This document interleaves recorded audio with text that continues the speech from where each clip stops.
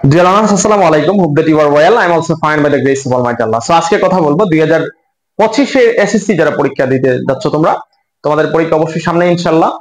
তো সেই পরীক্ষাকে কেন্দ্র করে আজকে আমি কথা বলবো রাইট ফর্ম ভার্বস নিয়ে। যেগুলো রাইট ফর্ম ভার্বস নিয়ে যে রুলগুলো নিয়ে কথা বলবো সেগুলো হচ্ছে মোস্ট ইফেক্টিভ এবং মোস্ট কমন এবং খুবই কনফিউজিং কিছু রুল নিয়ে আজকে কথা বলবো যেগুলো পরীক্ষাতে আসে মোস্ট ইম্পর্টেন্ট। তো সেগুলো একটু দেখি আমরা। রাইট ফর্ম ভার্বস মানে হচ্ছে, আমি একটু বলে নিই রাইট ফর্ম ভার্বস সম্পর্কে। সেটা হচ্ছে রাইট মানে সঠিক, আর ফর্ম মানে হচ্ছে কাঠামো, আর ভার্ব মানে হচ্ছে ক্রিয়া, অর্থাৎ ক্রিয়ার সঠিক কাঠামো। অর্থাৎ আমাদের কাজটা হবে ভার্বের জায়গায়, ভার্বে ভুল দেওয়া থাকবে অবশ্যই আমাদেরকে সঠিকটা বসাতে হবে। তো সেই জন্য কিছু আমি কয়েকটা রুল নিয়ে কয়েকটা সেন্টেন্স আমি দেখাবো যেগুলো পরীক্ষাতে আসার উপযোগী, খুবই ইম্পর্টেন্ট এবং খুবই কনফিউজিং, সেইটা নিয়ে আজকে কথা বলবো। যেমন প্রথম সেন্টেন্সটা হচ্ছে either he or they completes the work just now. Dear learners, আমি একটু বলে নিই, যদি সেন্টেন্সে জাস্ট নাও, সেন্টেন্সে যদি জাস্ট নাও থাকে অথবা জাস্ট থাকে, তারপর হচ্ছে অলরেডি থাকে, ইয়েট থাকে, নেভার থাকে, ইভার থাকে, তাহলে সেন্টেন্সটি হবে প্রেজেন্ট পারফেক্ট টেন্স। তো যেহেতু সেন্টেন্সে দেওয়া আছে either he or they completes the work just now, তো এখানে সাবজেক্ট প্রথমে আছে হি, তারপরে আবার আছে সাবজেক্ট দে। এখন আমাদের মধ্যে প্রশ্ন আসতে পারে যে আসলে আমি কোনটা সাবজেক্ট নেব। দেলানো আমাদের কিন্তু একটা কনফিউশন তৈরি হয়ে যায় যে আসলে আমরা হি নেব নাকি দে নেব। তো কনফিউশনের আমি একটু ক্লিয়ার করে দিচ্ছি, সেটা হচ্ছে কনফিউশন করা কিছু নাই। এখানে হচ্ছে আমরা অবশ্যই ইদারের পরে ওর যেখান থেকে আসছে, ওর পরে যে সাবজেক্ট আছে সেই সাবজেক্টটাকে কিন্তু আমরা সাবজেক্ট করে ধরে নিব। অর্থাৎ ওরের আগে কি যা আছে না আছে এটা কিন্তু আমরা দেখবো না, আমরা দেখবো শুধু ওরের পরে কি আছে। এখানে যদি প্লুরাল থাকে তাহলে সাবজেক্ট প্লুরাল হিসেবে আমরা প্লুরাল ভার্ব বসাবো, সিঙ্গুলার যদি কোনো সাবজেক্ট থাকে তাহলে সিঙ্গুলার আমরা কি করব, ভার্ব বসাবো।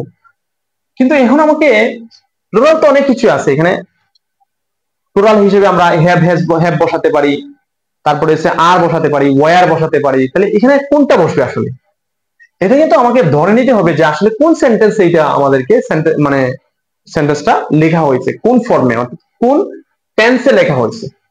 অর্থাৎ আমরা জানি যে সেন্টেন্সটি হচ্ছে জাস্ট নাও যেহেতু আছে তাহলে সেন্টেন্সটি হচ্ছে প্রেজেন্ট পারফেক্ট টেন্স।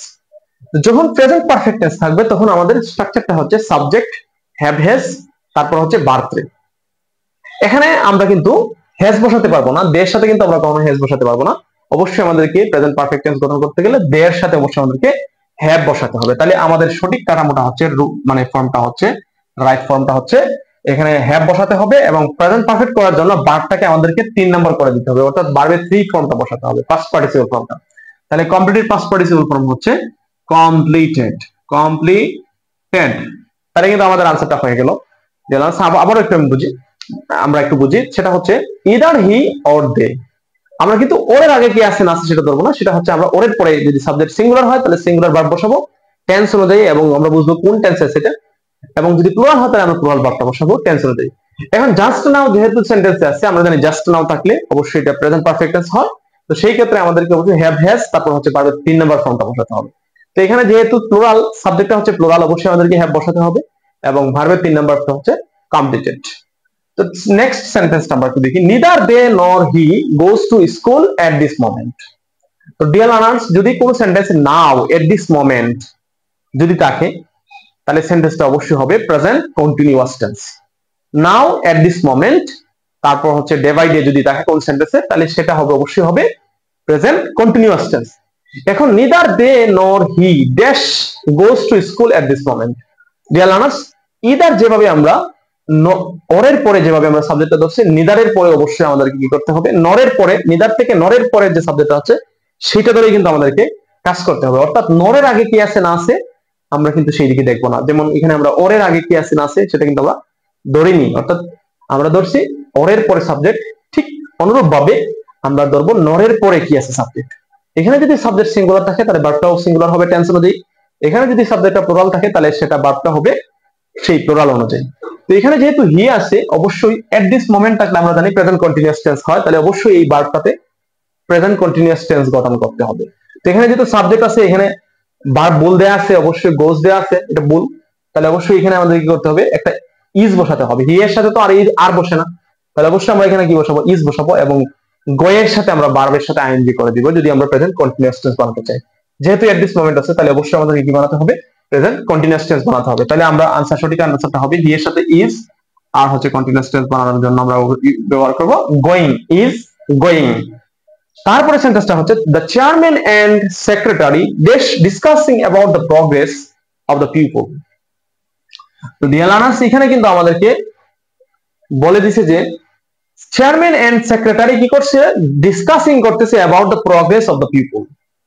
এখানে কিন্তু সবচেয়ে একটা কনফিউশনের জায়গা, সেটা হচ্ছে এখানে একজন মানুষ, এখানে আরেকজন মানুষ আছে। তো আমাদের মনের মধ্যে প্রশ্ন অবশ্যই জাগবে, বা আমাদের মাইন্ডে আনসারটা আসবে অবশ্যই এখানে দুইজন আছে। অবশ্যই আমাদেরকে, যেহেতু বিবাদ বসাইছে, যেহেতু এখানে পাস্ট ইনডিফিনিট টেন্সের পাস্টের কোনো আলামত নাই, অবশ্যই আমাদেরকে কি করতে হবে, দুইজন বুঝাইছে যেহেতু, তাহলে আমরা প্রেজেন্ট ইনডিফিনিট কন্টিনিউয়াস এর জন্য অবশ্যই আমরা কি দেব, আর দেব। কিন্তু আর দিলে কিন্তু সেন্টেন্সটা হচ্ছে না, সেন্টেন্সটা কিন্তু রং হয়ে যাচ্ছে। তো এখানে দ্য চেয়ারম্যান এন্ড সেক্রেটারি, এখানে কিন্তু প্রথমটাতে নির্দিষ্ট করে বলা আছে দা, দা কিন্তু আমরা নির্দিষ্ট জন্য ব্যবহার করি, নাউনের পূর্বে কি বসেছে, দা বসেছে। একজন মানুষ কিন্তু এখানে বোঝাচ্ছে, বাট এখানে যদি আরেকটা দা দেয়া থাকতো তাহলে বুঝতাম যে এখানে দুইজন মানুষ আছে।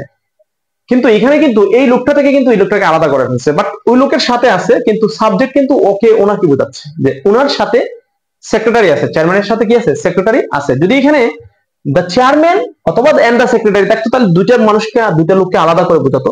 তো সেই ক্ষেত্রে আমরা প্লুরাল ফর্ম ইউজ করতাম, কিন্তু যেহেতু এখানে একজন মানুষ বুঝিয়েছে, সেই ক্ষেত্রে আমরা কিন্তু কি বসাতে পারবো না, প্লুরাল বসাতে পারবো না।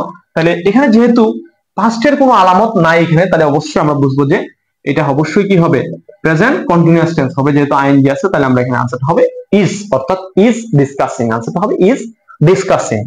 তারপরে হচ্ছে the prime minister and the president. Dear learners, এখানে একটু লক্ষ্য করি আমরা, এখানে দা আছে, এখানে দা আছে, অর্থাৎ দুইটা লোক এখানে, প্রথম লোকটা হচ্ছে প্রধানমন্ত্রী, প্রাইম মিনিস্টার, দ্বিতীয় লোকটা হচ্ছে প্রেসিডেন্ট, অর্থাৎ রাষ্ট্রপতি। এরপরে হচ্ছে আমরা এখানে অলরেডি দেওয়া আছে, আমরা অলরেডি যদি কোনো সেন্টেন্সে দেওয়া থাকে, আমি আবার বলছি ওই যে প্রথম সেন্টেন্সে জাস্ট না, অলরেডি, ইভার, নেভার যদি কোনো সেন্টেন্সে থাকে, তাহলে সেই সেন্টেন্সটা প্রেজেন্ট পারফেক্ট টেন্স হয়। এখন আমরা এখানে প্রেজেন্ট পারফেক্ট টেন্স গঠন করার জন্য, যেহেতু অলরেডি আছে, আমরা কি এখানে হ্যাভ জয়েন্ট ব্যবহার করব, হ্যাভ জয়েন্ট ব্যবহার করব, নাকি হ্যাজ জয়েন্ট ব্যবহার করব? এখানে কি আসলে দুইজন লোক বোঝাচ্ছে না একজন লোক বোঝাচ্ছে? তো ডিয়ার লার্নার্স, এটার উত্তরটা হচ্ছে এখানে দুইজন লোক বোঝাচ্ছে, কারণ হচ্ছে দুইজন লোককে কিন্তু আলাদা আলাদা করে এখানে বোঝানো হচ্ছে, অর্থাৎ দুইজন লোক, এখানে দুইজনের হিসাবটা কিন্তু আসতেছে এখানে। এখানে কিন্তু এটার মতো একজন না যে দা চেয়ারম্যানের সাথে সেক্রেটারি আছে, এটা কিন্তু বিষয়টা এরকম না। অর্থাৎ দুইজন লোকে কি করছে এখানে, অলরেডি জয়েন দা মিটিং এ জয়েন করছে। তাহলে এখানে আমরা যেহেতু অলরেডি আছে, তাহলে দুইজন লোকের জন্য আমরা প্রেজেন্ট পারফেক্ট টেন্স গঠন করার জন্য জয়েনের আগে অবশ্যই আমরা কি বসাবো, হ্যাভ বসাবো। তাহলে আমরা আনসারটা দিতে পারি have join. Present perfect tense বানাইতে গেলে হ্যাভ, তারপর হচ্ছে ভার্বের 3 নাম্বার দিতে হবে, অর্থাৎ এটাকে ভার্বের 3 নাম্বার ফর্ম গঠন করতে হবে। তো লাস্টের সেন্টেন্সটা হচ্ছে হি অ্যালং উইথ হিজ 3 ফ্রেন্ডস। এই যে এখানে একটা, এইটা খুবই ইম্পর্টেন্ট এবং কনফিউজিং একটা রুলস, সেটা হচ্ছে হি অ্যালং উইথ হিজ 3 ফ্রেন্ডস, সে একজন এবং তার সাথে আরো 3 জন বন্ধু। তারপর হচ্ছে বি ভার্ব দেওয়া আছে, বি ভার্ব অর্থাৎ এম ইজ আর, আমরা সবাই জানি এটা। তারপর হচ্ছে very sincere in that program. এখানে আরেকটা মানে সিম্পটম দেওয়া আছে, মানে একটা আলামত দেওয়া আছে, সেটা হচ্ছে দ্যাট ব্যবহার করেছে। তাহলে দ্যাট ব্যবহার কারণে বুঝতে পারলাম এই সেন্টেন্সটি অবশ্যই কি পাস্ট ইনডিফিনিট টেন্স। আমি জানি দিস মানে কাছের জিনিস, অর্থাৎ বর্তমান জিনিস, আর দ্যাট মানে হচ্ছে অতীত অথবা দূরের জিনিস বুঝতে। তাহলে এখানে দ্যাট দ্বারা বোঝাচ্ছে যে এটা পাস্ট ইনডিফিনিট, পাস্টে আছে, সেন্টেন্সটা পাস্টে আছে। তাহলে এখানে আমি কি হি অ্যালং উইথ হিজ 3 ফ্রেন্ডস, এখানে সে একজন সাবজেক্ট, সে একটা সাবজেক্ট, এবং তার সাথে আরো 3 জন বন্ধু আছে। কয়জন বন্ধু? 3 জন বন্ধু। তো আমাদের মনের মধ্যে তো আসে যে আসলে যেহেতু এখানে একজন সে আছে, তারপর হচ্ছে তার সাথে আরো 3 জন বন্ধু আছে, তাহলে অবশ্যই সেন্টেন্সটা সাবজেক্ট অবশ্যই প্লুরাল। উত্তর হচ্ছে সাবজেক্টটা কিন্তু প্লুরাল না। এখানে আমাদেরকে অ্যালং উইথ হিজ 3 ব্রাদার্স, অর্থাৎ এখানে একটা ভার্ব আছে, ভার্বের আগ পর্যন্ত এবং সাবজেক্ট, প্রথম সাবজেক্ট এবং পরের ভার্বের আগ পর্যন্ত যে জায়গা থাকবে এটা কিন্তু আমরা দেখবো না। অর্থাৎ অ্যালং উইথ 3 ফ্রেন্ডস থাক, অথবা 4 ফ্রেন্ডস থাক, অথবা 100 ফ্রেন্ডস থাক, বা 100 কেউ থাক, 100 লোক যদি থাকে, বা 100টা জিনিসও থাকে, আমরা কিন্তু এটাকে সাবজেক্ট দেবো না। সাবজেক্ট দেবো আমরা একদম প্রথমটাকে, যেটা হচ্ছে ভার্বের আগ থেকে নিয়ে একবার প্রথম সাবজেক্ট পর্যন্ত, এই জায়গাটা আমরা দেখবো না, জাস্ট দেখবো প্রথম সাবজেক্টটা। প্রথম সাবজেক্টটা যদি এখানে দেয়া থাকতো, তাহলে অবশ্যই এখানে আমরা প্লুরাল আমরা কি বসাতাম, ওয়্যার বসাতাম, যেহেতু এটা পাস্ট টেন্সে বলতেছে। আর যদি এখানে পাস্ট টেন্স না হতো তাহলে আমরা কি বসাতাম, আর বসাতাম। কিন্তু না, এখানে আমরা আর বসাতে পারবো না, ওয়্যার বসাতে পারবো না। জাস্ট যেহেতু subject he along with his three friends, এটাকে আমরা সাবজেক্ট ধরবো না, সেই ক্ষেত্রে আমরা হি এর সাথে পাস্ট ইনডিফিনিট টেন্স যেহেতু দ্যাট ব্যবহার করা হয়েছে, সেই জন্য আমরা এখানে কি বসাবো, আনসারটা হবে ওয়াজ। এখানে আনসারটা হবে ওয়াজ, যেহেতু দ্যাট ব্যবহার করেছে তাহলে এটা হচ্ছে সেন্টেন্সটা হচ্ছে পাস্ট ইনডিফিনিট টেন্সে আছে। তো সেই ক্ষেত্রে বি ভার্ব মানে হচ্ছে আমরা am is are was were জানি। আর পাস্ট ইনডিফিনিট টেন্সের জন্য যেহেতু এখানে সাবজেক্ট একটা বোঝাইতেছে, একজন বোঝাইতেছে, সেই ক্ষেত্রে আমরা এখানে ওয়াজ ব্যবহার করব। অন্যথা যদি এখানে দেব থাকতো, এখানে যদি 3, 4, 5 যদি থাকতো, সেটাকেও আমরা কি ধরতাম না, সাবজেক্ট হিসেবে ধরতাম না, এইটাকে সাবজেক্ট ধরে আমরা এখানে কি বসাতাম, ওয়্যার বসাতাম। কিন্তু এখানে যেহেতু সাবজেক্ট হি আছে সিঙ্গুলার, তাহলে আমরা পাস্ট ইনডিফিনিট টেন্স দ্যাট থাকার কারণে, এটা হচ্ছে দ্যাট যদি থাকে কোন সেন্টেন্স সেটা বলবো পাস্ট ইনডিফিনিট টেন্স, তো সেই ক্ষেত্রে আমরা এখানে ওয়াজ বসাতাম। তো আরো আসতে পারে, যদি আমি শুধু এলং উইথ দিলাম, এখানে অ্যাজ ওয়েল অ্যাজ দিয়েও থাকতে পারে, তারপর হচ্ছে along with তো দিয়ে দিলাম, তারপর হচ্ছে with দিয়ে থাকতে পারে, তারপর হচ্ছে including দিয়ে থাকতে পারে, including দিয়ে থাকতে পারে।